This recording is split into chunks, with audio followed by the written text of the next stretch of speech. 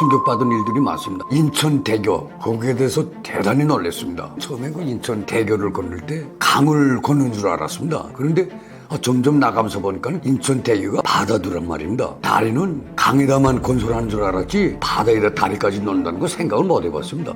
8차선이가 이렇게 되는데 그 차선에 차가 그저 빼곡하게 몇천 대가 섰더란 말입니다. 정말로 몇천 대입니다. 몇천 대. 대한민국에 차가 많은 것을 보고 저만 놀란 게 아니라 탈북민들은 다 놀랐습니다. 안녕하세요. 저는 2011년도에 북한을 탈출하여 대한민국에 입국한 강일규입니다. 저는 현재 지금 나이로서는 71세고요. 저는 지금 자유 대한민국에 와서 행복한 생활을 하고 있습니다. 감사합니다. 북한에 계실 때 대한민국은 어떤 나라로 선전되었나요?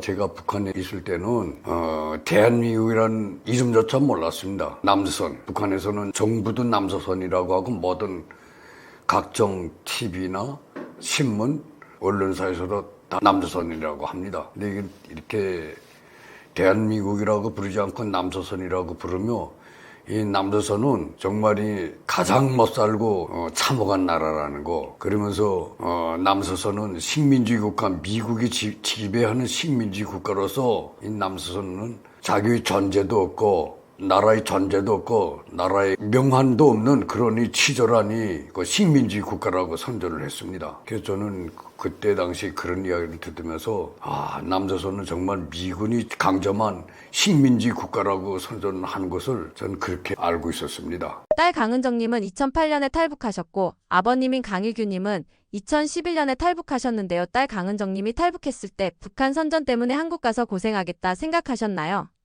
저는 그때 당시 우리 딸이 남쪽으로 그 탈북했다는 소식을 듣고 그때 그 북한 선전 매체가 사실인 줄 알고 우리 딸이 남조선에 가서 고생 많이 하겠구나 이런 생각을 하였습니다.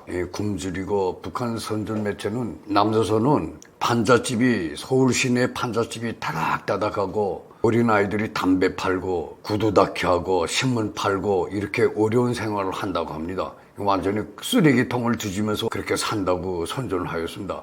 그래서 저는 그때 당시 우리 딸이 탈북을 하였다고 하실 때 우리 딸도 남조선에 가서 저런 고생을 하지 않겠는가 하는 그런 걱정을 하였습니다. 한편으로는 안심을 하기도 했습니다. 마음을 놓기도 했는데 그것은 북한 내부에서는 그때 당시 대한민국에 대한 북한 정부는 대한민국에 대해서 악랄한 선전을 하지만은 북한 내부에서 돌아가는 소문은 북한 당국이 선전하는 것과는 달랐습니다. 남조선은 자유가 있고 대통령도 국민들이 그때 당시 우리 대한민국은 국민이지만은 북한에서는 국민이라는 걸 모르고 있었습니다. 그래서 남조선도 인민이라고 불렀습니다. 그래서 남조선 인민들은 이렇게 나라가 발전하고 지금 세계적으로 잘 사는 나라가 됐다는 거 그것을 그 북한 정부가 선전하는 것과 달리 내부에서는 인민들 속에서는 그런 선전이 돌았기 때문에 한편으로는 마음을 놓았습니다. 당국의 선전을 듣으면은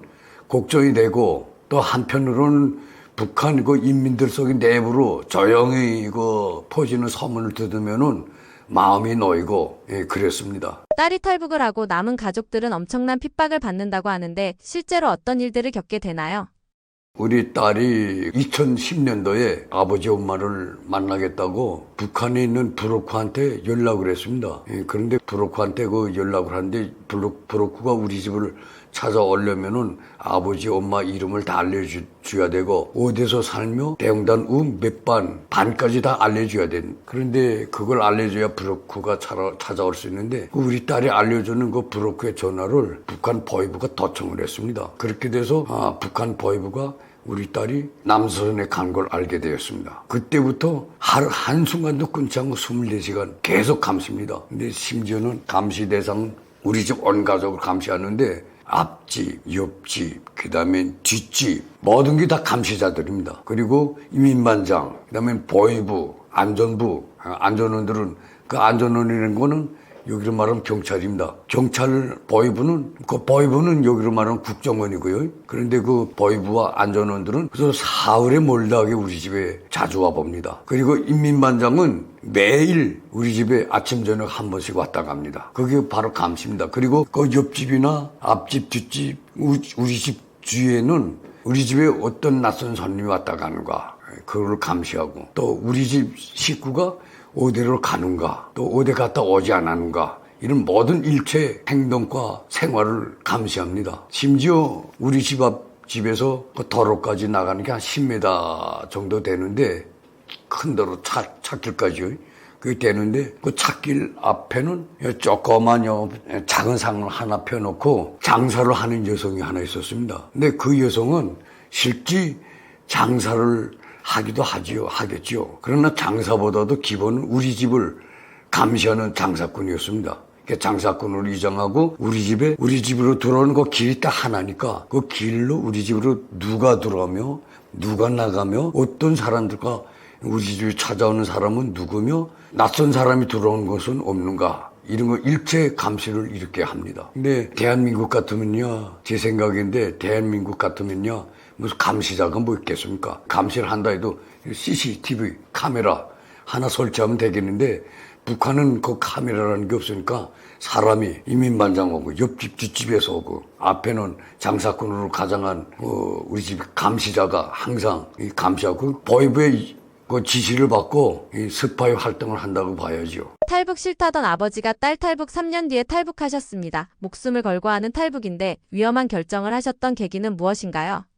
솔직히 말씀드리면 지금 생각하면 참이 바보 같은 생각인데 그때 당시는 저는 탈북을 하려고 하질 않았습니다. 그래서 우리 막내가 그 이후에 그 전화로 저희 엄마하고 연결이 돼서 통화를 하고 2011년도 1월 달에 우리 운정이가 그때 당시에는 2011년도 1월 1일 날 우리 맏딸을 탈북시켰습니다. 그리고 그 다음엔 우리 가족이 5인데 딸 2에 아들 하나 그다음 저하고 마누라 이렇게 5이었는데 그때 당시 운정이는 가고 맏딸도 가고 우리 가족 3이 남았는데 그 운정이가 아버지 엄마 오빠 다 오라 그렇게 연락을 왔습니다. 근데 저한테 온 게 아니라 엄마한테 왔습니다. 자기 엄마한테. 그래서 엄마가 우리 집 사람이 운정이한테 이렇게 오라고 전화가 왔는데 저보고 가자는 것입니다. 남쪽으로. 그래서 나는 그때까지 저는 어릴 때부터 우리 집이 성분토대가 나쁩니다. 저희 아버지가 1963년도에 제가 9살 때 그때 당시 원래 저희 아버지는 고향이 강원도 춘천입니다. 춘천이었는데 고향은 춘천이고 그 다음에 전쟁 전에는 개성시에서 살았습니다. 저희 아버지가. 그리고 전쟁이 끝나면서 개성이 신해방 북한으로서는 신해방 지구로 갑니다. 개성이 이북 북한 땅이 되었습니다. 근데 그때 당시 우리 아버지는 개성시에서 계속 살다가 59년도에 맹산이라는 그 산골로 추방을 떼서 추방을 가서 그 다음에 1963년도에 제가 9살 때 정치범 수용소로 체포되어 끌려갔습니다. 그때부터 우리 집은 성분토대가 아주 나쁜 집안으로 모든 멸시와 천대를 받았습니다. 그래서 저는 그때 당시 아버지를 원망하며 살았습니다. 아버지는 무슨 나라의 역적을 짓고 나라에 무슨 죄를 지었기 때문에 우리 어머니 그다음에 저에게 동생이 하나 있었는데 우리 형제들 이렇게 사랑값에 못 가는 천대를 받게 살게 하는가. 그래서 아버지를 원망했습니다. 그러면서 저는 속으로는 나는 아버지처럼 나라의 역적이 되지 않고 우리 수령님과 김정일 장군님께 충성을 다하는 충성분자로 살겠다. 이렇게 결심을 하고 살았습니다. 그때 당시 저는 그렇게 생각하게 된 것은 김일성이 그 혁명 사상을 완전 전 뼛속까지 새빨갛게 물이 들었습니다. 그렇게 성분이 나쁘고 천대를 받으면서도 그 세뇌 교육에 아버지가 진짜 그 나라의 반역자로 생각하고 아버지처럼은 반역자가 안 되겠다. 그런 결심을 살았기 때문에 저는 나라의 반역자 김일성께 충성을 다하는 그런 이 충성분자로 살겠다. 이렇게 결심을 하고 저는 반역자가 되기 싫어서 남한으로 가자는 것을 안 가겠다고 했습니다. 북한과 비교했을 때 한국에 와서 충격받은 것은 무엇이 있으신가요? 한국 길거리를 걸으며 제일 먼저 놀란 부분이 있다면 어떤 건가요? 정말이 충격받은 일들이 많습니다. 그런데 제가 제일 처음으로 충격을 받은 것은 제가 북한 두만강을 2011년도 4월 19일 날 두만강을 한 9시 반이나 10시경에 넘어서 대한민국의 4월 19일 날 두만강을 넘어서 대한민국의 인천공항에 7월 1일 날 입국을 하였습니다. 그동안 77일 걸렸는데 그때 당시 대한민국의 인천공항에 7월 1일 날 첫 입국하고 그날 바로 인천대교 거기에 대해서 대단히 놀랐습니다. 저는 처음에 그 인천대교를 건널 때 무슨 이거 어느 한 강을 걷는 줄 알았습니다. 그 대교 강의 다리인 줄 알았습니다. 그런데 점점 나가면서 보니까 그 인천대교가 바다가 저 강이 아니고 바다더란 말입니다. 아니 이거 세상에 나는 이거 북한에 있을 때는 북한 사람들이 다 그렇습니다. 다리는 강에다만 건설하는 줄 알았지 이런 바다에다 다리까지 놓는다는 거 생각을 못 해봤습니다. 또 그렇게 아는 사람도 없고 그런데 대한민국은 아니 강이 아니라 바다에다가 다리를 건설했더란 말입니다. 근데 그 다리라는 게 또 보통 다리가 아니고 리수로 따지면 50리, 키로수는 20km. 야 이렇게 엄청난 긴 다리더란 말입니다. 그때 거의 우리 거의 버스에 그 한 25명인가 30명이 탔는데 탈북민들이 그때 우리 그 탈북민들이 모두가 환성을 지면서 야 그렇게 다 놀랐습니다. 그것이 첫 놀라움이었습니다. 그리고 인천대교를 탁 건너서니까니 그때 당시에는 지금은 그게 제2경인 고속도로입니다. 그래서 저는 그때 당시는 우리는 뭐 제2경인 고속도로인 줄도 모르고 인천대교를 탁 건너서 끝나고 하니까니 고속도로인지도 모르는데 그래서 왕복 차선이 4차선인가 해서 8차선인가 6차선인가 이렇게 되는데 그 차선에 양쪽 차선에 그저 차가 그저 빼곡이 몇천 대가 섰더란 말입니다. 정말로 몇천 대입니다. 몇천 대. 그래서 그 도로를 해서 우리가 그 국정원까지 가는데 그 구간에 차들이 그저 얼마나 많은지 거기서 이 대한민국에 차가 많은 것을 보고 놀랐습니다. 저만 그거 놀란 게 아니라 우리 그 탈북민들은 다 놀랐습니다. 이 남수선이 이게 무슨 차가 이렇게 많은가. 대교 보고 놀랐고 그 다음에 제2경인 고속도로에 가득 찬 차, 버스, 승용차, 트럭, 그 다음에 택시, 이런 온갖 차들 가득 찬 거를 보고 놀랐습니다. 이것이 대한민국이 입국한 첫날 7월 1일 날 첫 번째 놀라움이 인천대교하고 도로에 가득 찬 차를 보고 놀랐습니다. 그때 사실 대한민국을 와보니까 이야 진짜 잘 사는구나. 소문대로 북한 이 인민들 속에서 조용히 퍼지는 소문이 옳구나. 이렇게 도로가 이렇게 깨끗하고 그것도 도로라는 건 100% 포장도로.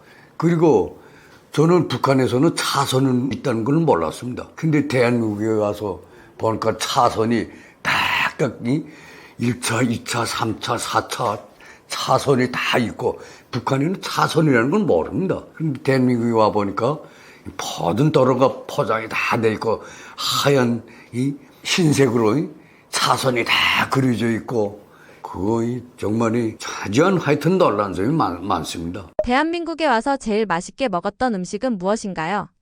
저는 대한민국에 와서 첫 음식을 국정원에서 점심을 먹게 됐습니다.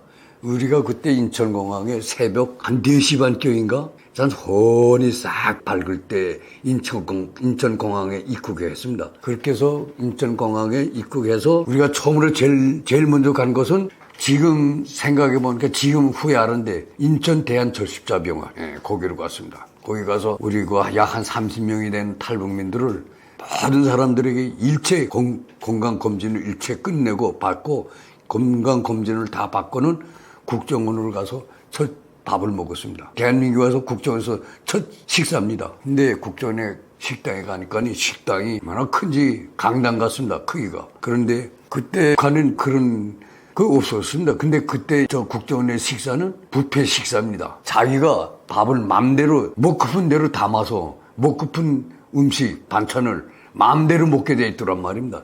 그런데 이 밥은 하얀 이 밥도 있고 그다음에 잡곡밥, 이 밥도 두 가지입니다. 잡곡밥이 있고 하얀 이 밥이 있고.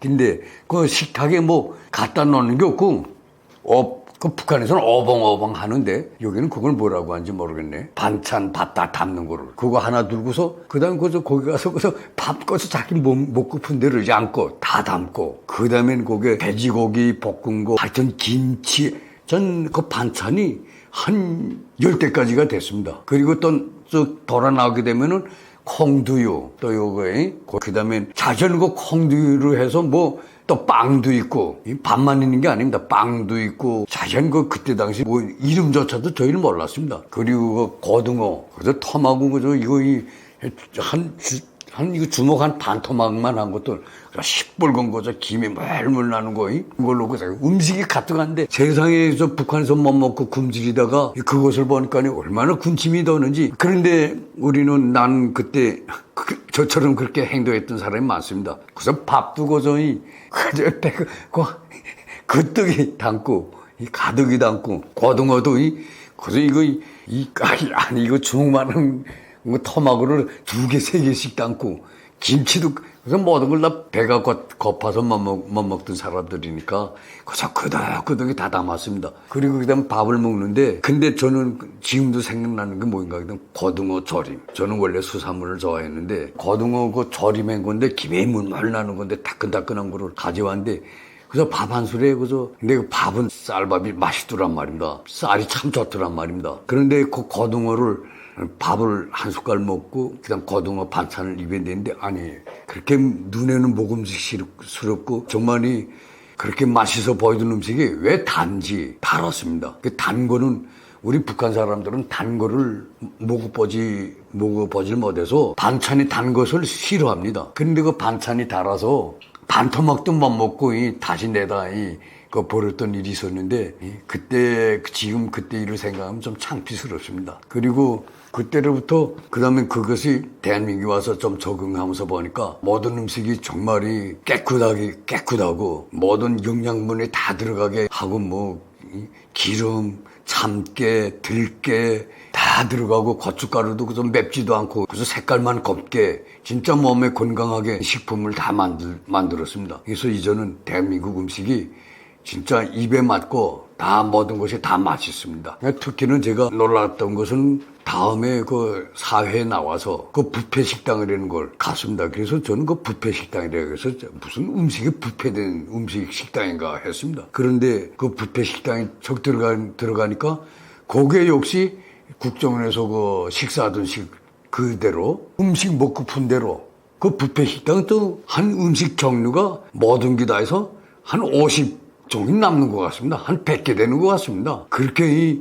먹을 것이 풍부하고 거기서 맘대로 골라 먹고 또 작으면 또 다시 가져다 먹고. 야, 정말이 그 대한민국에서 대한민국의 음식 문화가 정말 대한민국은 잘 사니까 먹을 것도 많고 모든 것이 풍부하고 진짜 대한민국 국민들은 그 어디 가도 굶지 않고 그래서 온통 가면 그래서 식당이 왜 그렇게 많은지 진짜 어느 도시나 시골에 가도 제일 많은 것이 식당입니다.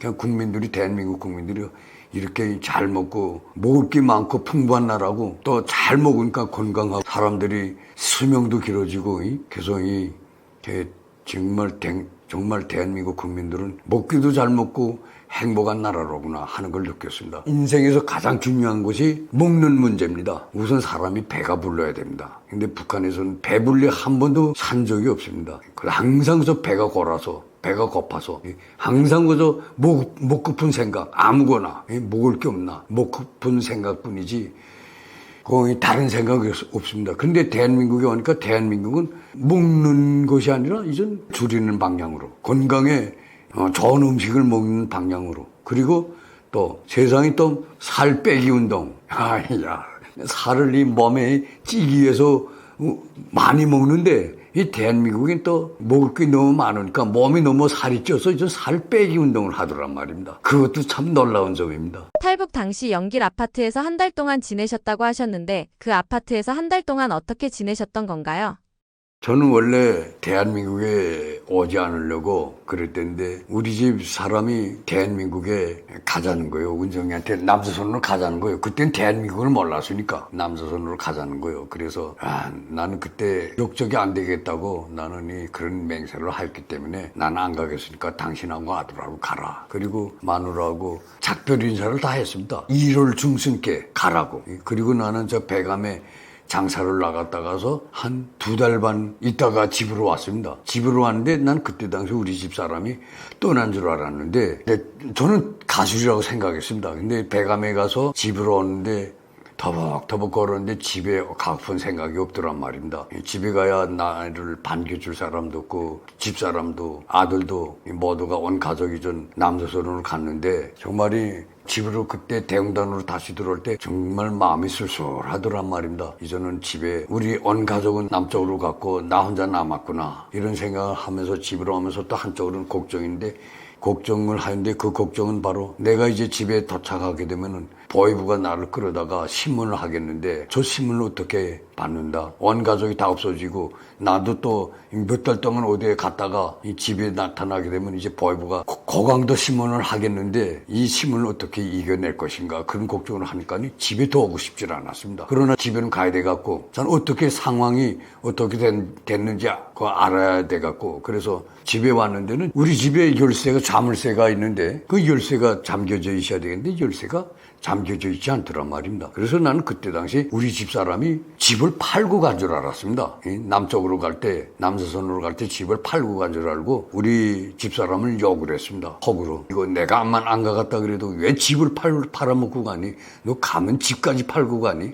야, 걔 허구름 욕을 하면서 그때는 얼마나 거의 나쁘던디 우리 집사람에 대해서. 그러나 어쨌든 이 집에 누가 와서 사나 보자 하고서 원래 제 집인데도 누가 와서 사나 보자 하고서 너크를 했습니다. 너크를 했는데 첫 번째는 답변 넣고 두 번째 넣고 했는데 여보세요 저 누구세요 하더란 말입니다. 그리고 듣다보니까 우리 집사람 목소리가 아니에요. 그러더니 문을 열더니 보니까 우리 집사람이 안 가고 있더란 말입니다. 아니 당신 간 줄 알았는데 안 가고 있었어? 그래서 안 갔다는 거야. 왜 안 가고 있었어? 그러니까 당신을 놔두고 어떻게 가겠나? 당신하고 같이 가려고 지금 기다리고 있다. 오기를 기다리고 있다 하더란 말입니다. 근데 그때 당시 우리 마누라가 떠날 때 내가 1월 중순께 작별 인사를 하고 배감으로 떠났는데 그때 내가 4월 15일 명절 가까이에 4월 15일이 김일성의 생일날입니다. 그게 북한에서는 태양절 하는데 그 생일날인데 그게 대명절입니다. 북한에서는 최고의 명절은 김일성의 탄생일입니다. 4월 15일. 근데 그날 그때 되면은 또 북한에는요, 단속이 얼마 센지 모릅니다. 매일 하루에 한 번씩 숙박검열을 합니다. 외부 사람이 와서 숙박하는 거 없는가. 특히 국경은 더 합니다. 그래서 근데 그때 당시 우리는 배가면서 살 때 여행증도 없고 국민증 하나밖에 없단 말입니다. 근데 그거에 단속되게 되면 얼마나 시끄러운지 모릅니다. 신문 받고 또 뇌물 바치락 일고 또 대응단에다 통보하게 되면 그것도 대응단에서 안전부에서 우리를 데려가서는 노동단련대 보내고 그럴 때입니다. 그래서 우리 그 친구가 그거 시끄럽다고 집으로 가자 그래서 집으로 왔는데 2달 반 만에 왔는데 우리 집 사람이 간 줄 알았는데 안 갔더란 말입니다. 그래서 내가 안 와서 못 갔다는 거지. 그런데 그때 당시 가자는 것도 전 또 안 가갔다 그랬습니다. 못 갔는데 난 안 가는데 당신 아들하고 이제라도 떠나라. 그렇게 해서 그런데 제가 정 안 가갔다고 하니까 우리 집사람하고 우리 은정이하고 작전을 짰는데 아버지 두만강까지만 넘어오라게 하라. 우리 집 마누라 시켰단 말입니다. 네가 부르라. 돈을 주겠다고 하면서. 그래서 돈을 주겠다 하면 아버지가 두만강 넘어올 거다. 이렇게 작전을 짜고서 우리 은정이한테 전화 연결을 시켜줬습니다. 우리 은정이가 하는 말이 아버지 남서는 안 오겠다니까 전 더 이 요구는 안 하겠는데 아버지 한번 마지막으로 얼굴 좀 봅시다. 그리고 아버지 북한에서 사는 동안이 살 수 있게끔 돈을 좀 주겠습니다. 돈을 주겠다는 거예요. 야, 나는 그 돈 주겠다는 게 사실은 우리 딸 보는 것도 기쁘지만 돈 받는 게 더 좋았습니다. 돈이 더 욕심이 있었죠. 그런데 그때 당시 내가 배감에 장사를 나가서 우리 집 사람은 이제 남쪽으로 떠났을 거고 북한은 남자들 혼자 못 삽니다. 북한에 과부들은 있어도요 허례비는 없습니다. 정말 과부는 많습니다. 근데 북한은 허례비는 없습니다. 근데 대한민국은 남자들 나도 이제라도 혼자 살려면은 10년은 살겠습니다. 왜? 대한민국엔 남자들 할 일이 없습니다. 쌀 사다가 씻어서 전기 밥감에 앉혀놓으면 밥 다 되죠. 그 다음에는 반찬은, 아니, 시장이나 이 반찬 가게 가게 되면은 수십 종의 반찬이 있는데 뭐 비싸지도 않아요. 사면 자기 먹고픈 거로 사면 되는 거고. 또 빨래라는 건 뭐 할 거 없어요. 빨래는 이 세탁기에다 척 내면 그래서 자동 다 세척되고 빨래 다 되는 건데 뭐 남자들 할 일이 없어. 거기 또 대한민국은 또 나무 같은 거 없지 않습니까? 북한은 나무를 해야 돼요. 떼는 거에 걸리지 않습니까? 근데 여기 대한민국은 떼는 문제는 하나 근심 걱정이 없습니다. 가스 코너를 하지. 그 다음엔 온수, 냉수 다 나오지. 뭐 할 게 뭐 있습니까, 남자들. 그래서 대한민국 남자들은 이렇게 얼마든지 10년이고 20년이고 혼자서 정말이 살 수 있지만 북한은 혼자 못 삽니다. 남자들은 빨래해야지, 밥 해야지, 설거지 해야지, 나무 또 해야지, 또 직장 출근해야지. 정말 힘듭니다. 그래서 저는 그 배감에서 우리 마누라가 간 줄 알고 여자를 하나 사귀었습니다. 같이 살자고 다 약속까지 하고 그다음에 대형단으로 왔는데 와니까 우리 집 사람이 안 가고 있더란 말입니다. 근데 운정이는 또 돈을 주겠다고 하지. 근데 제 생각에는 그때 당시는 좋다. 돈만 받아가지고 우리 운정이가 그때 그랬습니다. 아버지 내가 돈도 주겠으니까 두만강만 넘겠다면은 저 간다고. 근데 여기서 남쪽에서 연길에 비행기로 그저 2-3시간이면 도착해요. 그러니까 아버지한테 그저 충분히 5시간이면 아버지를 만날 수 있는데 여기서 출발해도. 근데 그때 아버지의 얼굴 한번 봅시다. 그때 아버지 돈을 주겠다 해서 그 돈에 속았죠. 나는 그때 당시 돈이 더 중요했죠. 그 배감에 새로 사귄 여자하고 또 살을 내면은 내게 돈이 있으면 내가 돈을 쥐고 있으면 내가 실력을 쥐고 있는 것 같잖아요. 그래서 나는 돈이 더 그리웠죠. 그래서 돈 받으러 넘어갔죠. 속아서. 넘어갔는 데는 우리 운정이 없더란 말입니다. 안 왔어요. 그 브로커가 한국분인데 대한민국에서 우리 대리로 북한 두만강까지 왔습니다. 두만강 넘었다 하니까니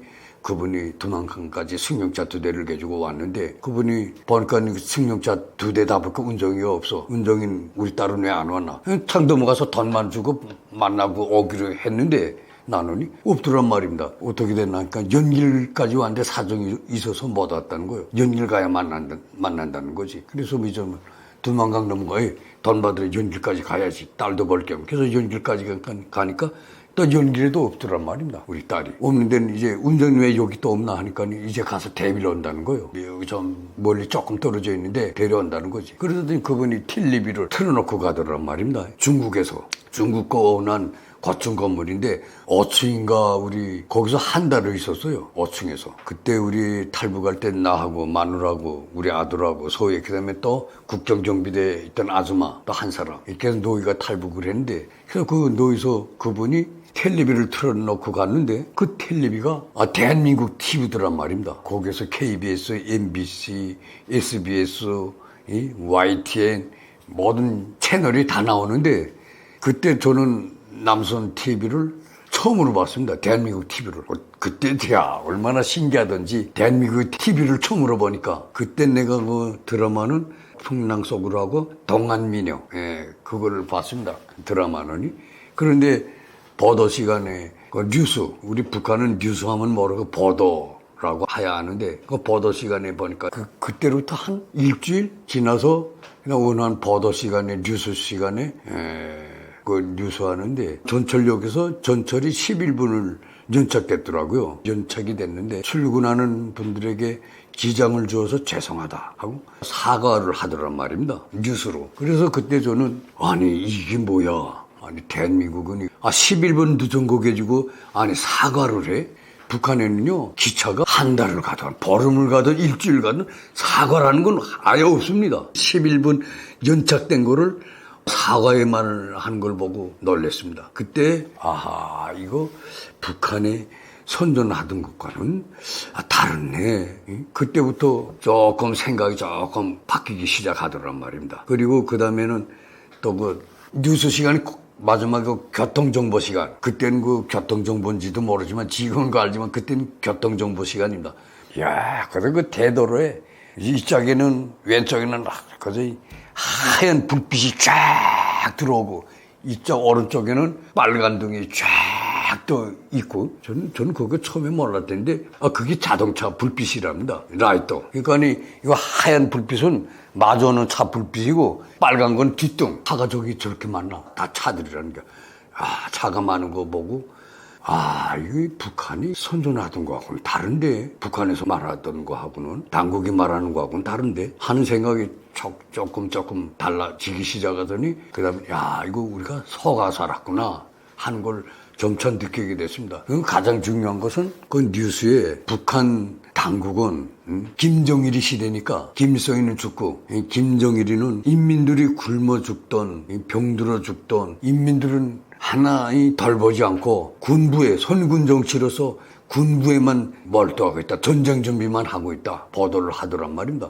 그런데 나는 북한에서 그런 생각을 못 했다는데, 그 대한민국의 뉴스를 탁 듣고 나니까 저 대한민국 뉴스가 맞네. 북한은 그때 선군 정치를 했단 말입니다. 군대가 최고 우선이었단 말입니다. 군대는 그때 당시 강도질을 해도, 도둑질 해도, 그래서 무방하고 강도질을 해도, 그래서 잡았다간 안전부에서는 또 보냈습니다.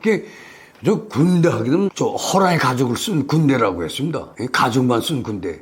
군대가 그렇게 고난이 셌습니다. 군대는. 그런데 그 대한민국의 뉴스를 듣으니까 이게 맞네. 이 대한민국 뉴스가 맞네. 사실 북한은 김정일이는 북한 정권은 선군 정치라고 하면서 군대만 내세우고 모든 물자는 군대 공급, 권한도 군대가 최고 우선 이렇게 하지 않는가. 그리고 인민들은 진짜 굶어 죽던 병들어 죽던 김정일은 정부는 덜 보지 않지 않는가. 그게 맞는 말이더란 말입니다. 그때 이거 대한민국 뉴스가 이거 맞는 뉴스네, 정확한 뉴스네 하고, 그때 내가 이거 북한 정부의 정권에 속아서 살았구나, 우리가 지금 속고 있구나 하는 걸 알게 되었습니다. 진짜 그 뉴스만 보다시피 했습니다. 드라마보다도 뉴스에 쫙 보게 되면 그 서울시 내가 다 환하게 밝고 전기가 많더란 말입니다. 환하게 밝고, 그 다음에 대한민국 국민들이 몸들이 다 좋고 살색이 좋고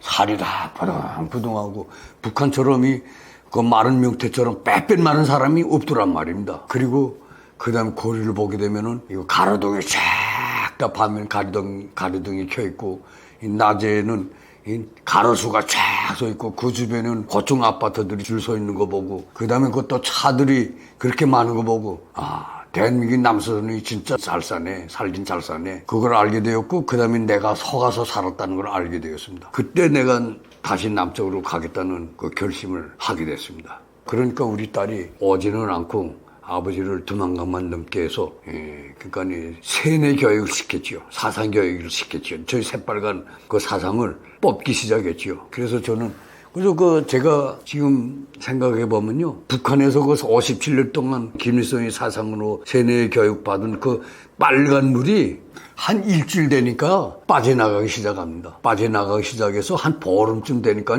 빨갛던 물이 붉은 사상으로 됩니다. 그리고 한 달쯤 되니까 완전히 사상이 까매집니다. 빨간 색깔은 하나도 없어지고 완전히 검은 사상으로 그렇게 변하더란 말입니다. 그리고 그때 내가 속았구나, 우리 북한 인민들은 다 속고 사노나. 그때부터는 그걸 알고 나니까 분통이 터지더란 말입니다.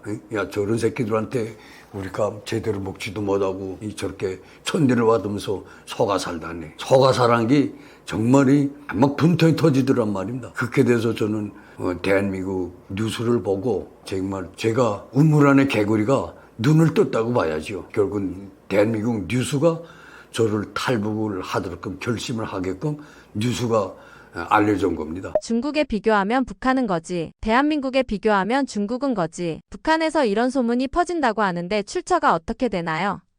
그 소문이 북한에서 지금 제가 그때 2011년도 그 전입니다. 그 쏙 전입니다. 내가 원래 평안남도 맹산에서 2005년도에 량강도 대흥단으로 갔습니다. 태고를 다 떼게지고 거기 대흥단 이사를 가게 되었는데, 2005년도만 해도 맹산 땅에서, 평안남도 맹산 땅에서 그때 당시 소문이 어떻게 났는가 하게 되면은, 북한은, 우리나라는 이렇게 조용히 아는 친구들끼리 이렇게 말을 했습니다. 우리나라는 중국에 하고 우리나라하고 대비해 보면은 우리 북조선은 우리나라는 고지대 고지. 중국이 그렇게 잘 산대 우리나라보다 이렇게 소문이 났고 또 그러면서 또 중국은 전 남조선하고 대비하게 되면은 중국이 고지대. 그러니까 남조선이 얼마나 잘 사는가 보라.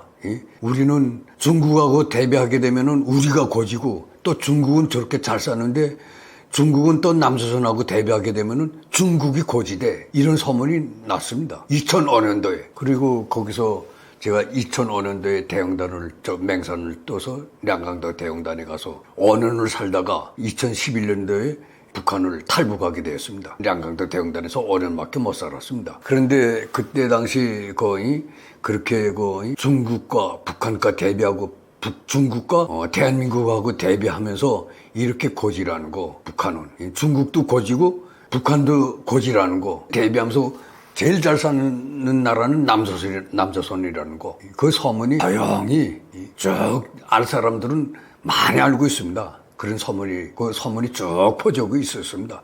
그리고 또 그것을 또 제가 알게 된 것은, 더 인정하게 된 것은, 북한에서 시장하게 되면 제일 큰 시장이 평성시장, 그 다음에 청진시의 수남시장, 그 다음에 신의주 시장, 그 다음에 해산시장. 이 북한에서 시장이 제일 장마당이 제일 크다 하고 소문난 거는 이렇게 한 4-5개밖에 안 됩니다. 근데 북한에서 제일 큰 시장은 평성시장인데, 평성시장이 정말 큽니다. 평성시장은 왜 큰가 하게 되면은 서해안에서 들어오는 중국 상품, 신의주에서 들어오는 상품이 평성으로 다 거쳐 지나가야 됩니다. 그리고 또 평성시가 평양시하고 대단히 가깝습니다. 거기서 인접이니까 평성시 중심에서 평양시 평성역에서 평양역까지가 거리가 60리인가 70리밖에 안 됩니다. 거리가. 그런데 장마당이 제일 큰 원인은 서해안 신의주 쪽에서 들어온 중국 상품이 평성을 다 거치고, 또 자강도 만포 그쪽에서 중국 상품이 들어오는 게 평성을 또 다 거치게 됩니다. 그리고 동해안선, 해령이나 해산, 무산, 총진 이쪽 동해안선의 시장 중국 상품들이 평성을 또 다 거치게 됩니다. 그렇기 때문에 평성시장은 북한의 서해와 중부, 동해 이 중국 상품들이 평성에 다 모이게 됩니다. 그래서 평성시장이 이렇게 큽니다. 그때 그 평성시장에서만 가도 대한민국 상품이 팔리는 게 많았습니다. 평성시장에서 그때 제일 많이 팔린 상품은 여자들 화장품입니다. 대한민국 화장품은 그때 당시 북한에는 아예 일본 상품, 화장품보다 더 좋다고 소문이 났습니다. 돈이 없어서 여자들이 대한민국 그 화장품을 못 샀지, 돈 있는 잘 살고 좀 간부쯤 되는 그 집 부인들은 대한민국 화장품을 많이 샀습니다. 근데 그 화장품은 비밀리에 팔았죠. 내놓고 못 팝니다. 대한민국 상품을. 그 다음에 두 번째가 전기밥가마, 밥솥. 남선의 전기밥가마 최고다고 이렇게 소문나게 해주고, 전기밥가마에서 밥이 다 됐습니다. 말도 하고, 이렇게 알료까지 준다고 하면서 전기밥가마가 그렇게 인기가 좋았습니다. 그리고 의류, 옷들이 또 소문이 났습니다. 옷은 그때 내가 평성시장에만 가도 남쪽 대한민국 옷을 파는 거 봤습니다. 제가 직접. 사는 사람을 봤고 파는 사람도 직접 봤습니다. 옆에서. 근데 그 평성시장에서만 뿐만 아니라 수남시장, 신의주시장, 해산시장, 모든 시장들은 대한민국 상품을 내놓고 절대 못 팝니다. 그건 남선 상품 팔다가 걸리면은 특히 보이부가 이 상품을 어디서 구매했는가, 어느 통로로 칸으로 들어왔는가, 이걸 꼬집꼬집 캐묻습니다. 그 출로를 찾기 위해서. 그렇기 때문에 또 상품을 팔다가 잡히면은 그 상품 일체 회수당하고, 거기다 교화도 보내고, 노동 다른 데도 보내고, 법적 제재를 엄청 없이 가해집니다. 그렇기 때문에 대한민국 상품은 화장품이건 전기밥가마건 옷이건 일체 내놓고 팔질 못합니다. 대한민국 라면도 내놓고 못 팝니다. 그건 라면에 주소 다 써있고 한글로 다 돼 있지 않습니까? 그거 팔다 그런 거 라면 한 봉지라도 팔다 걸리면은 큰일 납니다. 그런 상태에서 옷을 파는 걸 봤는데, 평성시장에서 옷을 파는 거 봤는데, 옷을 위에 내놓은 상품 거기다 못 내놓고 이 밑에다 다 이 보자기에 싸서 가려 넣습니다. 그리고 대한민국 상품을 사러 온 분이 저 아래 동네 남서선, 그때는 남서선이라고 안 합니다. 저 아래 동네 상품 있어요? 하면 예 있어요. 옷이 있어요? 예 있어요. 하게 되면 그거 하나 좀 삽시다. 어떤 거를 사시려고요? 그래서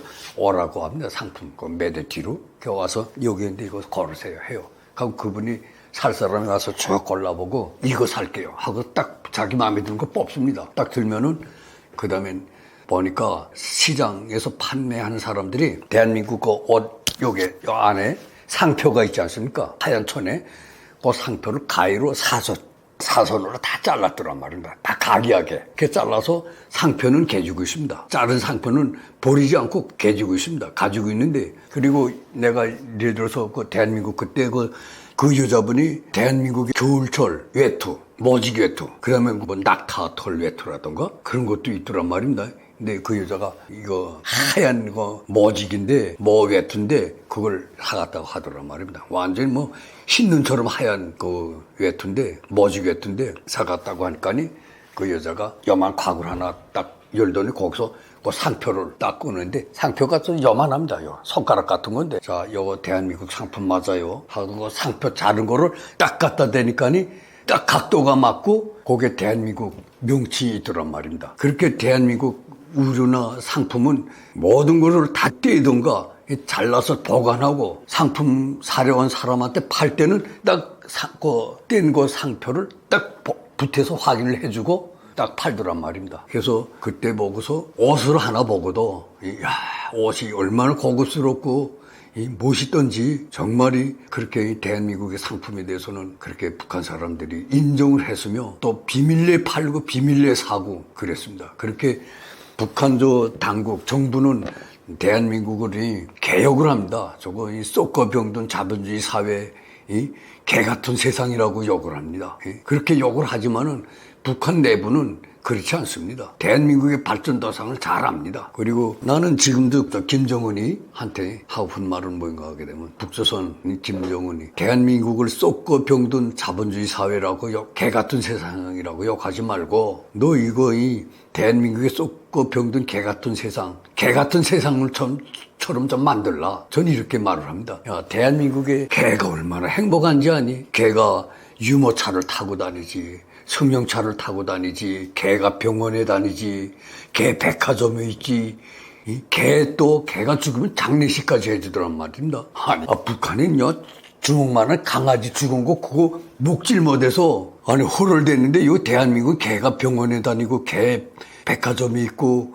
개 호텔이 있지 않나, 개가 죽으면은 또 장례식을 해주지 않나, 이런 나라를 개 같은 세상이라고 욕을 하니, 너 그러지 개 같은 세상으로 욕을 하지 말고 개 같은 세상으로 만들라. 저는 이렇게 말을 합니다.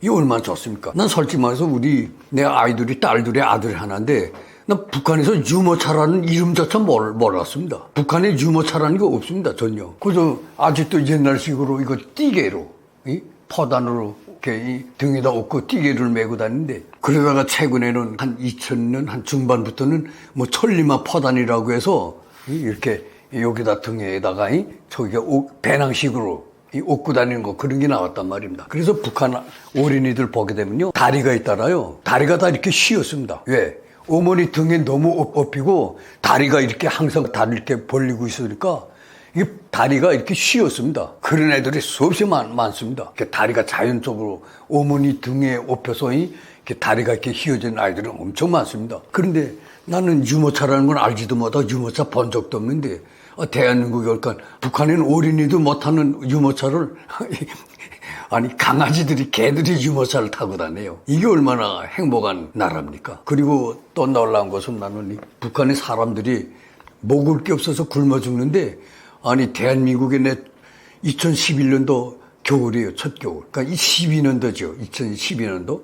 겨울에 글쎄 이 추운 겨울날에 산의 짐승들 굶어 죽지 말라고 비행기로 저 국민들이 산에다가 짐승들 목을 옥수수 갖다 뿌려주고 감자 갖다 놔주고 이야 난 그거 보고 이 대한민국의 이 짐승은 북한의 인권 사람보다도 짐승이 더 행복하구나 하는 생각을 하게 됐습니다. 산에 갖다 놓아주는 거 보고 정말이 놀랐습니다. 야, 이게 참 북한은 정말 북한의 인민들은 진짜 노예며 짐승만도 못합니다. 산짐승만도 못합니다. 대한민국 짐승만도 못합니다.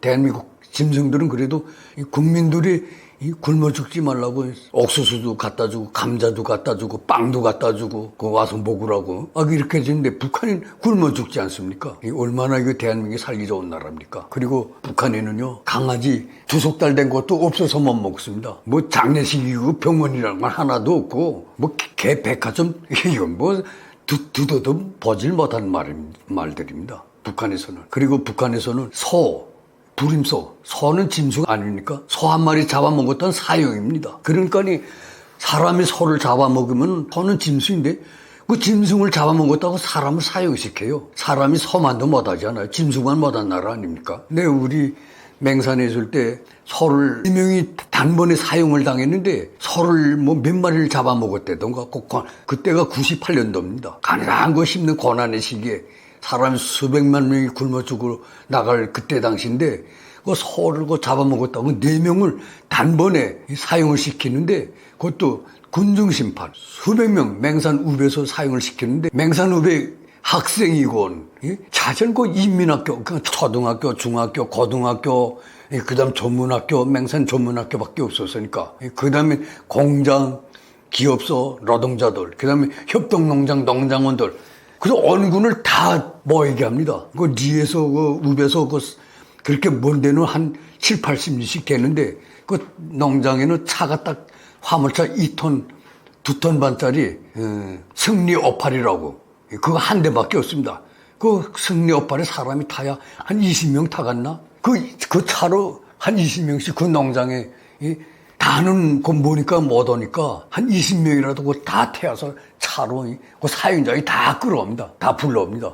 그렇게 해서 사형시키는 것을 구경을 시킵니다. 저기 나라입니까? 사람이 소를 잡아먹었다고 사람이 굶어 나가 죽는 판에 사람이 소를 잡아먹었다고 사람을 사형시키는 게 저기 나라입니까? 그러니까 북한의 인민들이야 저거 짐승만도 못한 나라 인민들이지요. 정말 노예들입니다. 그러나 대한민국은 또 짐승 얼마나 사랑하고 또 짐승보호법이 또 있고 참이 저 북한은 난 저거 세상에 독재 국가들도 많은데 저 북한 같은 독재 나라는 없는 것 같습니다. 정말 세계 최악의 독재 국가입니다. 참이 나는 지금도 생각하게 되면 북한 친구들이 좀 많습니다. 맹산에도 있고 대흥단에도 있고 북창 독천에도 있고 평성에도 있고 평양에도 있고 제 아는 친구들이 많은데 그 친구들을 진짜 한 번이 만나거나 친구들이 내 이 방송을 듣는다면 너희도 빨리 오라. 소가 살지 말고 노예처럼 살지 말고 진짜 이 대한민국은 천국이다. 진짜 세상에서 제일 행복한 나라는 대한민국이다. 너희도 빨리 오라고 호소하고 싶습니다. 정말 저 북한은 지금 막 북한을 생각하게 되면 막 치가 떨립니다. 제가 57년을 살고 내 고향이 북한이지만은 막 치가 떨립니다. 저 북한을 생각하기는 북한 인민들을 생각하면은 저거 노예들 저 불쌍하고 정부를 생각하게 되면 치가 떨립니다. 치가. 탈북한 지 15년이 지나셨는데도 여전히 대한민국에 있는 것이 행복하다고 느껴지고 북한을 생각하면 치가 떨리시나요? 날이 가면 갈수록 더 대한민국의 고마움과 감사함이 더 높아지고 행복한 감이 더 높아집니다. 떨어지는 게 아닙니다. 대한민국의 그 국지감을 더 높아지고 북한의 저 빨리 멸망하기를 바라는 마음은 더 높아집니다. 지금도 아직도 어떤 생각이 드는가? 아직도 저거 북한 고향 생각을 많이 하게 됩니다. 북한에 가고 싶은 생각도 있고 저렇게 북한에서 천대받고 굶주리고 멸시받았지만은 북한에 대한 그림은 점점 날이 갈수록 더 높아집니다. 가고 싶고 친구들 보고 싶고 지금 친구들 죽지 않고 어떻게 사는지 알고도 싶고 북한에 대한 생각을 할 때면은 그리고 내가 북한에서 천대받고 억압받고 천대받던 그 멸시받던 그때를 생각하게 되면은 눈물이 납니다. 그리고 또 그리움 북한에 가고 싶은 생각에 친구들 그리움에 눈물이 나고 그렇습니다. 그러나 나는 북한 정부는 분노가 솟구칩니다. 그러나 북한의 인민들을 생각하고 노예들을 생각할 때면 눈물이 납니다. 나는 나는 세상에 저는 북한에서 행복이라는 걸 몰랐습니다. 북한 전체가 노예입니다. 근데 노예가 두 가지 노예가 있습니다. 하나의 노예는 성분 토대가 좋은 김일성이나 김정일이한테 사랑받는 노예. 이 사랑받는 노예가 있고 나같이 성분 토대가 나쁜 사람들은 개천대와 멸시를 받는 천대를 받는 노예. 사랑받는 노예와 천대를 받는 노예. 이 두 가지 노예가 있습니다. 이 성분 토대를 가지고 전원이 북한에서 진짜 천대받는 멸시와 천대만 받고 자란 그 노예입니다. 그런데도 이렇게 북한에서 그렇게 천대받고 살아서도 아직도 북한이 갖고 온 생각은 간절합니다. 그래서 저는 지금 생각하게 되면은 내 북한에서 정말 많이 울었습니다. 너무 억울하고 해볼 데가 없어서 그 천대 속에 멸시 속에 억압 속에 정말 거의 모든 주인공을 다 씌워서 그 어디에 해볼 때가 있고 상수할 때가 있습니까? 그게 너무 분통하게 해서 눈물을 흘릴 때가 많았는데 그런데 대한민국에 와서는 또 너무 감사하고 행복하고 고마워서 눈물이 나옵니다. 나는 지금 생각하게 되면 대한민국의 국민들과 정부가 우리 탈북민들을 받아주지 않았으면 우리 탈북민들이 어떻게 살겠는가 이것을 생각하게 됩니다. 대한민국 정부와 대한민국 국민들이 우리를 받아주지 않았으면 우리는 북한을 탈출한 탈북민들은 모두가 중국 땅에서 다른 나라 해외에서 집이 없고 국적이 없고 나라가 없고 가정이 없이 숨어 사는 진짜 세계 국제적인 노숙자, 북한을 말하면 세계 국제 꽃제비가 되수시라고 생각됩니다. 그러나 대한민국 국민들이 정부가 우리를 탈북민들을 따뜻히 안아주고 받아주었기 때문에 정말 우리가 지금 이게 행복한 생활을 하고 있지 않습니까? 이것이 정말 감사하고 고마워서 눈물을 흘립니다. 정말 행복해서 눈물이 저절로 나옵니다. 그래서 나는 이 눈물의 종류가 이렇게 많은 줄을 몰랐습니다. 나는 슬퍼서 북한에서는 울어봤지만은 이렇게 행복해서 또 행복하면은 웃음이 나올 줄 알았는데 행복하면은 이렇게 눈물이 나오리라고는 생각을 못 해봤습니다. 사람이 행복을 느끼니까 행복할 때도 눈물이 나온다는 게 대한민국에 와서야 알게 되었습니다. 그런데 1950년도에 내려온 실향민들 그분들을 생각해 보면은 그 실향민들은 얼마나 기나긴 세월을 가슴 아프게 눈물을 흘리며 살았을까 하는 생각이 듭니다. 그분들은 지금 최소 70년, 80년 그 통일을 기다리고 북한의 부모 형제를 기다리고 고향을 그리며 한 생을 고향 생각, 부모 생각, 형제 생각, 친구들 생각하면서 지금 한 생을 이렇게 살지 않았습니까? 그분들이야 오죽했겠습니까? 실향민들 그분들에 비하면요 저는 정말이 이 그리움의 북한에 대한 생각이 얼마 짧았지요. 내가 그 오도청에 나가보면은 맹산군에 50년대에 내려오신 분들이 최고 나이가 94세가 있습니다. 90세. 85세 이렇게 된 분들은 그래서 아직도 그분들을 만나면은 고향에 대해서 그럼 만날 적마다 묻습니다. 맹산의 잣바위가 어떻니? 초릉령 산이 지금 어떻지? 노랑봉이 어떻지? 맹산의 흑송림이 아직 있니? 그다음 맹산 강의 흑탁소 그 흑탁소는 물이 깊은 곳 소라고 하는데 흑탁소가 있니? 어느 국수집이 아직 살아있니? 그 80년이 된데도 아직 고향에 대한 그림을 잊지 않고 고향의 그 특이한 점들은 아직도 다 기억을 하고 계시고 있습니다. 그분들은 그저 아직도 고향에 가고픈 생각, 고향에 대한 그리움, 부모님 돌아가신 부모님들에게 이제라도 가서 술 한잔 붓고 싶다는 그 심정뿐입니다. 그분들은 진짜 이 대한민국에 와서 행복한 생활을 하지만은 고향에 대한 그리움, 친구에 대한 그리움, 형제에 대한 그리움, 부모님에 대한 그리움, 그 눈물 속에 살고 있더란 말입니다. 그분들 참 생각하면은 저도 빨리 통일이 됐으면 좋겠습니다. 하루빨리 통일이 돼서 저렇게 천대받고 못 살았지만은 고향에 가서 고향 땅 산천도 보고 고향 땅도 밟아보고 친구들도 만나보고 좀 한번 그럴 날이 꼭 하루빨리 왔으면 좋겠습니다. 태국에서 대한민국으로 입국하신 걸로 알고 있습니다. 탈북 루트 과정이 쉽지는 않았을 것으로 생각되는데요. 그 과정과 브로커가 태국을 선택한 이유는 무엇일까요? 그때 제가 연길에서 한 달을 있었습니다. TV를 보면서. 그러니까 결국은 그것이 우리 은정이가 아버지의 사상교육을 시켰다고 봐야죠. 그때 당시 한 달 동안 TV로 저는 사상교육이 됐죠. 대한민국 뉴스로. 그리고 그 다음에 또 그 과정에 그때 김정일이가 5월 달에 중국을 방문하게 됐습니다. 그래서 그 브로커가 우리는 몰랐던데 브로커가 중국을 김정일이가 방문하는데 지금 이거 단속이 세다. 검열도 세고 그러니까 조금 늦어진 좀 완화된 다음에 가자. 그래서 중국에서 연기돼서 한 달 있으면서 한 달 동안 한국 TV 드라마 보도 뉴스 참 많은 걸 재미나게 봤습니다. 그리고 탈북을 그다음엔 5월 한 중순 이제 5월 말경에 연기를 떠났습니다. 예, 떠났는데 그 연기를 떠날 때 브로커가 하는 말이 저한테 강조하는 말이 뭔가 하게 되면은 절대 말을 삼가하라. 중국 내에서. 우린 중국말을 모르니까 중국말을 할 수 없잖아요. 그리고 또 북한말을 하게 되면 우리가 의심을 받게 된단 말입니다. 말을 절대 하지 말라는 거 당부하고 그다음 중국 경찰에 절대 잡히지 말라는 거. 중국 중국 공안은 잡으면 우리를 북송시키기 때문에 중국 공안에 절대 잡히면 안 된다는 거.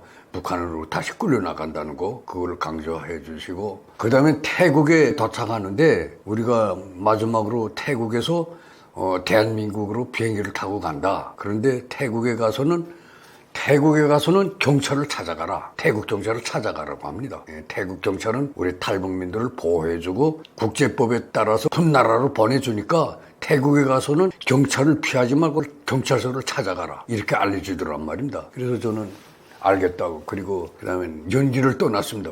연기를 떠날 때는 우리 4명이 떠났습니다. 거기서 우리 대한민국 브로커는 우리는 딱 연길까지 데려다 주고 그다음 대한민국 브로커는 보질 못했습니다. 그다음에 연길에서부터는 중국 조선족인지 중국 사람인지는 모르는데 중국 사람들이 우리를 브로커로 맞더란 말입니다. 그래서 연길에서 심양까지 시속 그때 버스 시속 보니까 100km입니다. 100km로 10시간을 달리더란 말입니다. 신양에 왔죠. 거기에 또 신양 오니까 탈북민이 또 4명이 있더란 말입니다. 그래서 또 8명이 됐죠. 신양에서. 그래서 심양시에서 하룻밤 자고 그 다음에 심양에서 베이징으로 버스로 출발했는데 버스를 타고 베이징 또 역시 10시간 옵니다. 심양에서. 그래서 10시간을 오는데 그것도 시속 100km로 베이징에 도착하니까 그때 베이징에서 늙은명이 또 있더란 말입니다. 탈북민이. 그래서 우리 일행이 15명이 됐습니다. 그래서 베이징에서 이틀인가 쉬고 그 다음엔 다시 버스로 탔는데 지금 생각하면은 중국의 버스 터미널이죠. 버스 고속터미널. 거기에 갔는데 우리를 15명을 버스 2대다 갈라태우더란 말입니다. 그러면서 거기서 그런데 그때 당시 북한 탈북민들이 중국에서 오래 산 사람들은 중국말을 잘합니다. 다 알고 중국말도 잘하고. 그래서 그분들이 좀 섞어서 우리 이쪽 버스에 7명, 이쪽에 또 8명 이렇게 해서 갈라서 버스 2대를 타고 오는데 이야 그때 올 때 버스를 보니까 버스에 기사가 2명입니다. 그 버스는 쉬질 않습니다. 3일 동안 우리 그때 윤난성, 쿤밍시로 건명을 해서 왔는데 그때 오는데 버스가 3일을 오는데 중국 땅이 넓긴 넓더만요. 그때 보니까 크기도 크고 한 번도 쉬지 않습니다. 버스가 서지 않습니다. 운전수가 졸음하면 또 교대에서 또 운전하다 또 졸음하면 또 좀 쉬시는 운전수가 또 다시 또 교대에서 운전을 하면서 이렇게 오고 그 다음에 올 때는 우리 앞으로는 승용차 한 대가 달리더란 말입니다. 근데 그건 우리가 모르죠. 근데 어느 승용차인지도 모르는데 자전 앞으로 그 차가 한 대 먼저 나가면서 그 앞에 거의 정황을 다 통보해 주더란 말입니다. 사실은 버스 기사도 부럽습니다. 그분들도 다. 그래서 버스 나가면서 앞에 상황을 통보해 주면은 버스 기사한테 통보해 주면은 버스 기사가 그러니까 앞에 검열 단속 초소가 있는가 없는가 이것을 기본으로 해서 앞에 차가 먼저 나가면서 상황을 살피면서 다 전달해주고 그런데 우리가 건명시에 거기 갔을 때 그 버스로 3일을 갔습니다. 건명시까지. 3일을 갔는데 거기 가니까 거기에 브로커가 또 진짜 브로커가 있더란 말입니다. 우린 그 브로커가 누군지도 몰랐던데 건명에 가니까 여자분이 조용히 내리라고 딱 한 사람한테 딱 찍어주니까 우리 북한 사람 다 통하니까 내리라. 그래서 우리 다 내렸단 말입니다. 그리고 보니까 또 우리 뒤에 버스가 또 거기 와서도 또 다 내리더란 말입니다. 내리고 그다음에 그 한 1000m 정도 걸은 것 같습니다. 우리 일행이. 그때 그 15명이 쫙 걸어서 둘러서 가는데 가니까 버스 그 2대가 또 있더란 말입니다. 거기에. 그래서 그 버스를 탔는데 그 구간이 바로 검문 초소가 있었단 말입니다. 그러니까 버스는 세워서 우리 탈북민들은 다 내려서 우리는 검문초소를 피해서 돌아서 가고, 그리고 진짜 중국 분들은 내리지도 않고, 그렇게 해서 또 버스를 타고 가서 건명시에 도착했는데, 건명시에서 우리는 그때 15명이 각기 승용차가 그때 5대인가 왔습니다. 승용차로 다시 태우더란 말입니다. 그래서 다시 태워서 뭐 어느 지점인지는 모르겠는데 거기 오니까 그게 아마 라오스 국경인 것 같습니다. 거기서부터 산발을 타고 그 다음에는 그 숲속으로 해서 숨어서 한 2시간 동안 그렇게 왔습니다. 와서 그 다음 도착한 것이 메콩강에 도착했습니다. 메콩강에서 그 다음에 우리 쪽배, 이 하얀 배가 시속이 얼마나 빠른지 한 7, 80km씩 나가는 것 같습니다, 시속이. 엔진 배인데. 근데 그 배 딱 7명씩 딱 갈라태우더란 말입니다. 그래서 배가 그 중심을 잡게끔 딱 두 줄로 딱 앉혀서 그 다음에 배로 그 다음에 우리 태국까지 도착해서 그 배가 태국 배가 아닙니다. 근데 태국 배가 아니다 나니까니 태국 강기술기는 가질 못하고 우리를 어느 한 섬에다가 내려놓으면서 메콩강이 우리 한강에 한 3배 좀 넓은 것 같습니다. 메콩강이 태국에는. 그렇게 넓은 강에 어느 한 섬에 내렸더니 저쪽으로 가라고 저기 태국으로 알려주더란 말입니다. 그래서 그 다음에 그 섬에서 그 제일 가까운 육지까지 제일 가까운 섬에서 그 다음 우리 그 물로 그때 그 15명이 우리 그 8명은 그건 어디로 왔는지 모르고 배 2배 넣어놔 탔으니까 그러니까 우리 7명은 그 섬에서 내려서 그 강물 한 200m 물속으로 헤엄쳐서 건너왔는데 헤엄 안 쳐도 됩니다. 걸어서 올 수 있는 강인데 그 깊이는. 그래서 거기서 태국에 왔는데 태국 땅에 들었었죠. 그 다음에 이거 태국에 이거 어딜 가야 되는지 알아야지 우리가 모른단 말입니다. 그래서 우리는 지금 경찰서를 찾아가라 그래서 뭐 태국 말도 모르지. 하니까 지금 태국 경찰서를 찾아가자 하고서 그 다음에 강을 건너서 땅에 올라서서 지나가는 사람한테 우리 태국 말을 모르니까 어깨에 별 달고 권총 찬 사람이 이게 어딘가 그 물어보죠. 근데 그 태국 분들이 그걸 모르더란 말입니다. 말로 안 하고 이거 흉내로 하니까 보번이처럼 그러니까 그걸 모르더란 말입니다. 그러던 과정에 어느 승용차가 한 대 왔는데 트럭입니다. 1톤 트럭짜리인데 거기 왔는데 그분한테 물어보니까 그분이 말을 하더란 말입니다. 자기가 경찰이 돼요. 그런데 탈북민이 아닌가, 북한에서 온 탈북민이 아닌가, 한국말을 하더란 말입니다. 맞다 하니까 그 다음에 그 차에다 태워서 그 경찰서로 갔습니다. 거기 바로 치앙라이 그 무슨 경찰서인지 모르겠는데 태국 그 N 위에 북쪽에서 동쪽으로 있는 그 치앙라이 그 어느 경찰서로 갔습니다. 그 경찰분이 우리 7명을 태우고 갔는데 거기 가니까 그 경찰서 안에 탈북민이 한 50명이 되더란 말입니다. 난 그때 가서 그 탈북민을 보고 이거 북한 사람들이 이렇게 많아. 이거 북한을 떠나는 사람들이. 그 북한 사람들을 만나니까 정말 기쁘더라고요. 그때 당시. 이거 북한 떠나는 사람들이 이렇게 많아. 그렇게 해서 거기서 그 다음에 태국 경찰서에서 한 일주일 정도 한 70명이 같이 있다가 거기서 그 다음에 버스 또 2대에 또 태우게 해주고 그 다음에 방콕으로 출발했습니다. 이렇게 방콕에 와서 방콕에서 무슨 그 국제재판 받게 됩니다. 국제재판을 받으면은 거기서 우리가 그 국제재판소에서 우리 난민으로 그때 인정을 해줍니다. 난민으로 인정이 된 다음에 태국 무슨 이민서라고 하는데 거기로 또 안내하더란 말입니다. 그러니까 남자가 한 180명 됩니다. 그리고 여자 남자 따르셨는데 여자들은 한 450명 되고 남자들은 한 180명이 되더란 말입니다. 그렇게 방콕에 오니까 그렇게 탈북민들이 그렇게 많더란 말입니다. 나도 이거 탈북을 해서 이거 남한으로 오길 잘했구나. 이거 북한에는 모두가 이 김일성의 사상으로 철저히 무장된 사람들만 사는 줄 알았는데 방콕에 와보니까 김일성을 반대하는 사람들이 이렇게 많구나. 이 사람들이 다 이거 북한을 떠난 사람들은 북한을 반대하는 사람들이 아닌가. 거기서 또 이 북한을 반대하는 사람들이 이렇게 많은 걸 보고 놀랐습니다. 그리고 거기서 그 다음에 25일 만에 하여튼 그 방콕 이민소의 남자들 방에는 여자들도 같았답니다. 그 방이 사람이 너무 많아서 거기서 잠자는 것도 막 이렇게 모르는 누워 잤습니다. 너무 좁아서. 그리고 거기는 또 이 7월 달이라 태국은 또 한창 더울 때니까 얼마나 더운지. 근데 거기는 그때 당시엔 에어컨은 없었습니다. 선풍기는, 대형 선풍기는 소인가 노인가 이 천정에서 돌아가는 거 있었는데, 그리고 거기서 대한민국 TV, 이거 평판 TV, 이거를 처음 봤습니다. 나 중국에서는 평판 TV를 본 게 아니고, 이거 뭐야, 이거 뒤에 이렇게 이 정도 한 삐죽이 나온 거, 옛날 구식제, 그거를 봤단 말입니다. 그리고 이거 대한민국의 평판 TV를 그때 이민서에서 본 거는 LG라고 썼는데, 그때 보니까 저 텔레비가 남서선에서 생산되는 세계 1등급의 TV라고 알려주더란 말입니다. 야, 저기 남서선 텔레비야?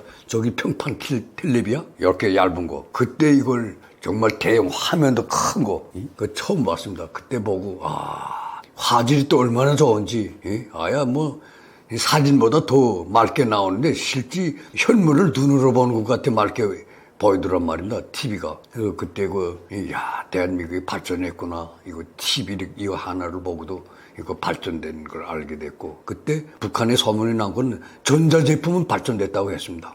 북한에서 소문난 그 전자제품이 발전됐다고 하더니 진짜 발전됐구나. 일본보다 발전됐다고 소문은 났습니다. 북한 내부에. 그 소문을 듣고 방콕 가서 우리 대한민국 TV 처음으로 보다 나니까 대한민국이 진짜 전자제품이 발전했네 하는 걸 알게 됐습니다. 그리고 거기서 25일 만에 방콕 비행장에서 비행기를 타고 7월 1일 날 인천공항에 입국하였습니다. 근데 저는 그때 태국에서 빨리 왜 대한민국으로 오고프든지, 그땐 방콕에 와서야 북한이 부르는 남서선이 아니라 국가의 호칭이 대한민국이라는 걸 알았습니다. 태국에 와서야. 북한에서만 남서선이라고 하지 진짜 국호는 대한민국이라는 걸 알게 되었고, 북한은 조선민주주의 인민공화국, 대한민국은 자유대한민국, 이것을 알게 되었습니다. 북한에서는 한국을 거지 천국이라고 선전하는데 인천공항의 첫 느낌은 어떠셨나요? 저는 그 태국에서는 대한민국이라는 걸 알게 됐고, 대한민국으로 빨리 가고프다 했습니다. 왜? 그때는 내가 난생 비행장에 가보지도 못했으며 비행기를 타본 적이 없기 때문에 빨리 비행기를 타고픈 생각에, 그래서 비행기를 타고픈 생각에 빨리 갔으면 좋겠다 하면서 그런 생각을 하고 있었는데, 25일 만에 제 이름을, 입국자 이름을 부르는데 제 이름이 있더란 말입니다. 그리고 또 우리 아들도 저하고 남자니까 한 방에 같이 있었는데 아들 이름 부르고, 그런데 또 걱정되는 건 뭔가, 우리 집사람은 그 여자들 방에 있었으니까 여자들에 대해서는 전혀 모른단 말입니다. 우리 집사람도 저거 가는지 안 가는지 모르겠다, 이거 같이 가야 되겠는데, 이런 근심을 하면서 이민서를 나오는데, 여자들이 또 저쪽에서 또 여자들 방에서 또 나오는데, 건너다 보니까 우리 집 사람도 나오더란 말입니다. 우리 집 식구가 셋이다 다 같이 가느나 하고선 그다음에 방콕 비행장에 갔는데, 그때 비행기를 탔을 때 얼마나 신기하던지. 나는 비행기 난생 처음 타보니까 지금 57년 만에 비행기를 탔는데, 비행기가 처음에는 떠날 때는 조금 굴러가는 소리가 나요. 그러더니 하늘을 뜰 때는 이륙을 한다면은 비행기가 더 잔잔하더라. 흔들림이 없습니다. 더 완전히 잔잔하게 나가는데 비행기가. 그러더니 비행기가 보니까 그 비행기에 컴퓨터가 있는데, 그 컴퓨터라는 건 그때 처음 봤습니다. 그 비행기 속도, 그다음에 고도, 어느 나라 라오스의 항공을 지나고 있다는 거, 그다음 베트남을 지나고 있다는 거, 그거 다 알려주더란 말입니다. 그리고 또 비행기 안에서 또 음식도 나오고, 무슨 커피도 나오고, 물도 나오는데, 나는 그때 그 빵도 나옵니다. 근데 밥도 나오고 한데, 나는 그때 그걸 돈으로 사 먹는 줄 알고, 돈을 주니까, 무료답니다. 그게, 그 비행기의 그 안내원들이, 그때는 대한민국 안내원들입니다. 여성분들인데, 무료라고 알려주더란 말입니다. 그래서 그때 밥도 먹고, 커피, 그때 단물, 사이다, 등으로서 있는데, 그때 대한민국의 이 음료수를 먹으면서, 그때 정말 맛있었습니다. 그 다음에 이제 2시간인가 가면은 이제 인천공항에 이제 도착하게 된다는 거, 그걸 다 알려주더란 말입니다. 방송으로. 그런데, 그때부터 왜 겁이 나는지, 이거 대한민국에 오게 되면 내가 잘못 오지 않았나. 이거 우리 대한민국하고 북한하고는, 남서선하고는 적대적 국가인데, 우리가 북한에서 이 적대 국가에서 내려온 우리를 가만두지 않겠는데, 우리 은정이가 대한민국의 남조선의 중앙정보부의 속임수에 속아서 아버지 엄마를 여기서 유인해 오는 것이 아닌가 하는 그런 생각이 들더란 말입니다. 그러면서 남조선에 가면은 중앙정보부가 우리를 고문으로 때리고 물고문하고 전기고문하고 고춧가루 고문을 하면서 우리를 죽이지 않겠는가 막 근심이 생기더란 말입니다. 근데 오히려 겁이 났습니다. 그런데 그 제 옆에 탈북민들이 한 30명 탔는데 그분들은 너무 좋아서 남쪽으로 오니까 하하 웃고 저 얼굴에 저 웃음꽃이 활짝 피는데 나는 오히려 겁에 질려서 이거 잘못 오는 건 줄 알고 막 그때 당시 자동차라면은 뛰어내리고 싶은 그런 심정이었습니다. 내가 이거 괜히 왔구나 하는 그런 심정으로 그다음에 대한민국이 가까울수록 점점 더 겁이 생겼는데 그다음에 겁이 생기다가 그다음에 인천 공항에 지금 거의 다 도착했다고 알려주더란 말입니다. 그래서 탁 밟을 때니까 내려다보니까 거의 인천공항 주변에 고층 아파트가 쫙 쏘고 도로도 다 보이더란 말입니다. 이거 저거 멋있더란 말입니다. 신기하고. 대한민국 처음으로 보니까 모든 게 신기했습니다, 그때는. 그러니까 그 신기해서 그 멋있고 하는 그 정신에 또 겁이 없어졌다가 또 다시 또 겁이 또 살아나고 신기한 것과 겁이 손 바깥이 막 엇갈리면서 그러다 그다음엔 그런 과정에 이거 이제는 할 수 없다. 이전 죽든 살더니 이건 내 운명이다. 이제는 뛸 수도 없는 일이니까 이제는 내 운명에 맡긴 것이다 하고 그다음에 인천공항에 내렸습니다. 그때 바로 혼이 밝았을 때 한 새벽 5시경에 인천공항에 내렸습니다. 입국을 해서 그다음에 거기서 우리는 입국을 할 때 조용한 곳으로 그때 당시에는 인천공항이 그렇게 세계적으로 1등 가는 공항인 줄 몰랐댔는데 그 후에 알았지만은 그때는 공항이라는 건 처음으로 들어가 봤으니까 이 공항이 잘 꾸려진 공항인지 그런 걸 몰랐단 말입니다. 어느 공항을 대비해 본 적이 있어야 되겠는데 공항이라는 건 처음 가보니까 그런 걸 모르고 이 공항 입국에서 그다음 버스 2대 타고 그다음에 우리 국정원으로 갔습니다. 그래서 사실 저는 저는 다른 사람들은 그렇게 기뻐하고 웃음이 피어도 나는 그때 비행기에 내에서 왜 이거 대한민국에 가까워질수록 왜 겁이 더 났든지 그 걱정을 안 해도 될 그런 걱정을 저는 오히려 했습니다. 저는요, 대한민국에 와서 참 행복합니다. 나는 우리 막내딸이 아버지 교회 다니자고 하면서 교회 다니면 아버지 죽어서도 천국에 간다고 합니다. 그래서 내가 우리 딸한테 그럽니다. 난 지금 천국에 와서 내가 죽기 전에 천국에 갔는데 무슨 죽어서 무슨 또 천국에 간다는 말을 하니? 나 이거 대한민국에 왔고 이거 천국이야. 나 이렇게 말한다. 저는 정말 천국에 왔습니다. 대한민국에. 있게 살기 좋은 행복한 나라에 와서 이 나라가 바로 천국입니다. 지하에도 죽은 다음에도 천국이 있겠는지 없겠는지 그건 저는 지내보지 못해서 모르겠지만 저는 지금 현재 천국에 와서 행복하게 살고 있습니다. 이게 바로 천국이 아니고 뭡니까? 그리고 나는 우리 대한민국에 와서 정말 우리는 탈북민들은 한 일이 없습니다. 한국에 와서 아파트 건설장에 벽돌 한 장 올린 적도 없고 무슨 누굴 도와준 것도 없습니다.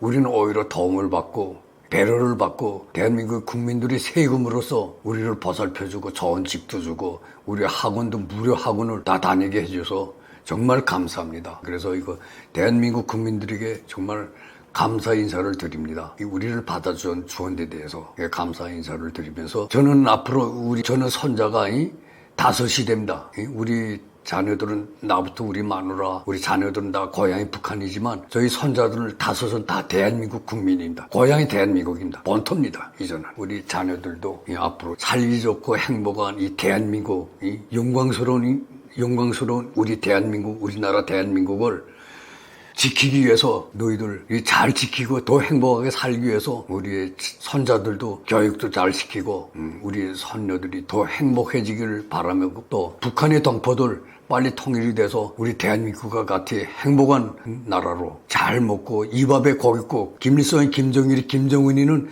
이밥에 고깃국을 먹인다고 80년 동안 거짓말을 했는데 실제 통일이 되면은 돼지 고깃국에 이밥에 고깃국에 고래등 같은 기아집 김일성이가 이밥에 고깃국 그다음에 집은 거래등 같은 기아집에, 옷은 비단 옷을 입히겠다고 했습니다. 그런데 이 세 가지 중에 하나도 실행된 게 없습니다. 오히려 굶어 죽어 나가고 있습니다. 입 앞에 고깃국커녕 지금 사람이 굶어 죽어 나가고 있는데, 북한의 인민들도 빨리 입 앞에 고깃국을 먹고 진짜 김일성이가 말하던 거래등 같은 기아집이 아니라 그 거래등 같은 기아집보다 더 좋은 현대식인 아파트에서 좋은 집에서 살고, 비단옷보다 더 좋은 옷을 입고 행복하게 자가용 승용차를 타고 여권을 가지고 비행기를 타고 세계 각국을 관광을 하면서 행복한 나라를 보냈으면 좋겠습니다. 그러기 위해서 하루빨리 통일이 되기를 원합니다.